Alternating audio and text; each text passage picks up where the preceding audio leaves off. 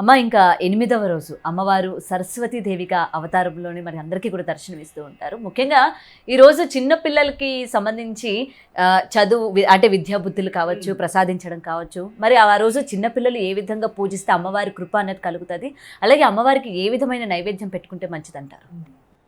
తప్పకుండా ఈరోజు శరన్నవరాత్రుల్లో మూలా నక్షత్రంలోన నవబాల రూపాల్లో కూడా శారదగా అమ్మవారు కనిపిస్తుంది. ఇక్కడ మనం సరస్వతిగా అర్చిస్తాం. అన్ని దేవాలయాల్లో కూడా సరస్వతి యొక్క ప్రతిరూపంగా అమ్మ మనకి దర్శనమిస్తూ ఉంటుంది. చక్కని వెండి వీణని ఆవిడకి పెట్టి ఆ వెండి వీణ వాయించుకుంటూ సరస్వతీదేవి యొక్క వీణా నిక్వణం అంటారనమాట. వీణావాదన అంటే హంసవాహన రాణి హసిత వదన సర్వాణి కమలాసన స్థితే వాణి కచ్చపి నినదస్తుతే గీర్వాణి అని అంటారు కవితామణి శ్రీమతి శ్రీ జయాశాస్త్రి గారు. అటువంటి కచ్చపి అనేటువంటి ఆవిడ వీణ పేరు కచ్చపి. అది వాయించుకుంటూ హాయిగా ఆనందంగా ఉంటుంది, బ్రహ్మగారికి వినిపిస్తూ. సరస్వతీదేవి తెల్లని వస్త్రాన్ని, తెల్లని చీర కడతారు. అది మనందరికీ తెలిసిన విషయమే.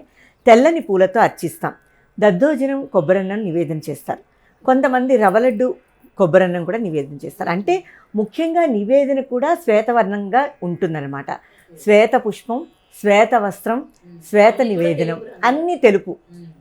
సరస్వతి ద్వాదశనామ స్తోత్రాలు, సరస్వతి స్తోత్రాలన్నీ కూడా అంటే వీణా పుస్తకస్తాం పితామహస్య ప్రియాం ధవళదేహాం హంసారూఢాం దేవీం సరస్వతీం సతతం నౌమి స్మరామి.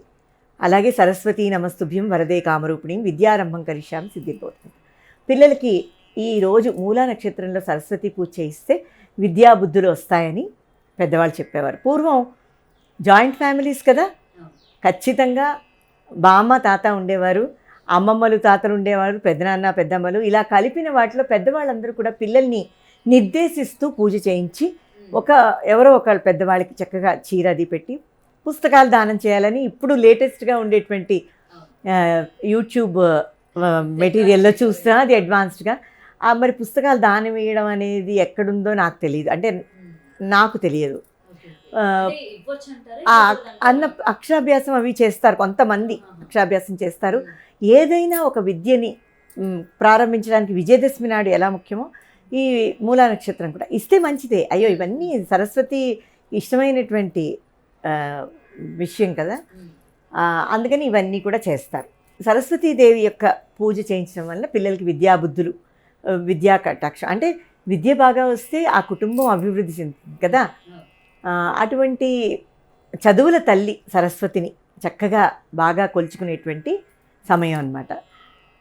సరస్వతీ నమోస్తుతే శారద విద్యా ప్రదే సరస్వతీ నమోస్తుతే. సరస్వతి నమస్తుభ్యంని నమోస్తుతే అని జిఎన్బి గారు అత్యద్భుతంగా చేసినటువంటి కృతి. ఇది కూడా తమాషా సరస్వతి రాగంలో. ఇది జిఎన్బి గారి లీడ్ ఇస్తున్నాను.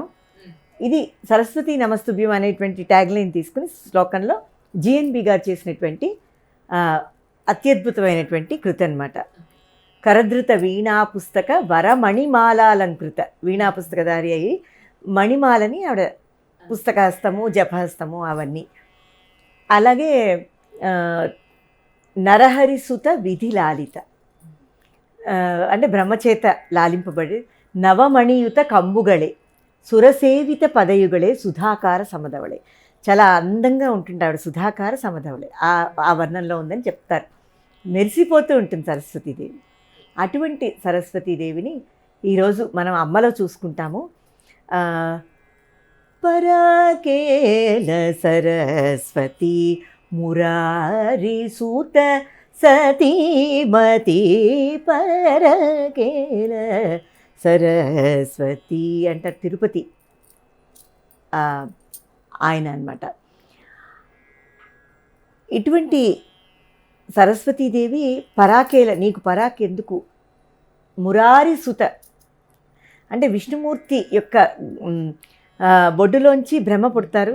ఆ విష్ణుమూర్తికి ఒక రకంగా కోడలు అని, అందుకనే లక్ష్మీ సరస్వతులు ఇద్దరు కూడా అత్తా కోడళ్ళని ఆ రిలేషన్లో అంటారు.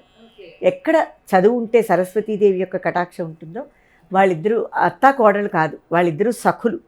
ఎక్కడ విద్యాబుద్ధులు ఉంటాయి అక్కడ లక్ష్మీదేవి ఉంటుంది కదా. మనకి సరస్వతీం భావయామి అనేటువంటి ఒక ఈ గీతాన్ని ఎప్పుడో ఆ అమ్మవారే నా చేత పలికించి రాయించుకుందనమాట. సరస్వతీం భావయామి శుభదాయినీం పూజయామి బ్రహ్మాణీం ధ్యాయామి శ్రీప్రదాం అర్చయామి సరస్వతీం భావయామి.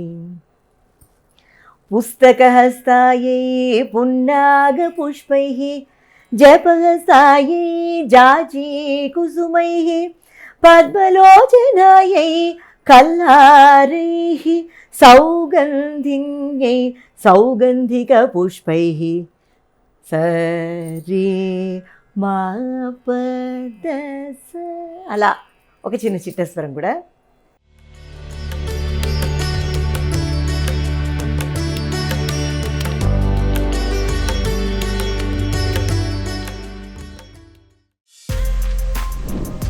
For more videos like this, subscribe Big TV channel.